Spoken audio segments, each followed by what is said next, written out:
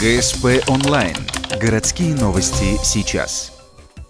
В отношении 40-летнего алименщика возбуждено исполнительное производство. Мужчина безработный. Ежемесячно он выплачивал долги частями не более 5000 рублей за раз. На момент возбуждения дела общий долг составлял 100 тысяч рублей. Как поясняет судебный пристав, после выхода постановления об ограничении прав должников, мужчина начал предпринимать меры. За декабрь и начало января он выплатил 40 тысяч рублей равными долями. После этого он оплатил задолженность в размере 81 тысячи, то есть погасил полностью задолженность по алиментам, которая у него образовалась, а также погасил алименты за февраль месяц. На сегодняшний день мужчина по-прежнему является безработным. Выплачивать же алименты гражданину предстоит еще 4 года до полного совершеннолетия ребенка. Есть ли гарантии, что история не повторится?